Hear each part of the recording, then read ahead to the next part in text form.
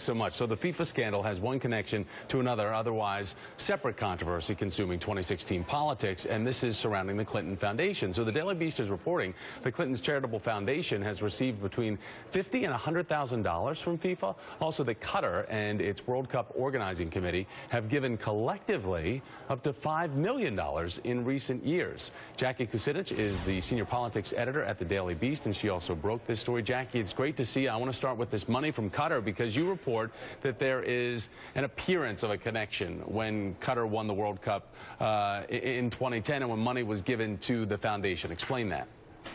Well, so we should say that that the Clinton Foundation has nothing to do with the current scandal, and just get that out there, neither with the former president. But President Clinton was part of the U.S. delegation to help bring the World Cup to the U.S. And the Telegraph reported at the time he was so angry when the U.S. lost the bid that he threw something at a mirror and it broke. So later, the committee that was putting together the World Cup for Qatar gave the Clinton Foundation a pretty hefty donation. Now, you know, was there any quid pro quo? Probably not, but this serves as a reminder at just how vast the Clinton donor base is for the Clinton Foundation.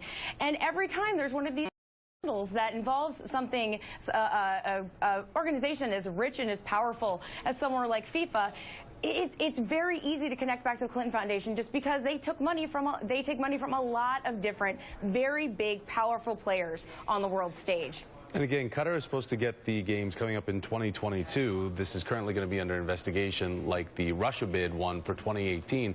But Jackie, as we talk about the Clinton Foundation, is there really anything unusual for, as you point out, the Clinton Foundation to organize and take money from such a rich nation like Qatar? You know, the thing about Qatar is that you really don't have to do much of a Google search to see the human rights abuses that have gone on, particularly having to do with this World Cup.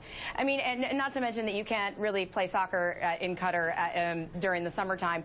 So again, it's the fact that they're taking money from pretty much anybody, despite these human rights abuses. That's some of the criticisms that you're hearing from outside the foundation. Okay, so there have been a number of allegations, Jackie, too, that Qatar has used forced labor in the build-up to the World Cup. Do we know if this was ever factored in to any decision-making on whether or not the Clinton Foundation would be accepting money? As you point out, you say it's easy to Google human rights abuses from that country.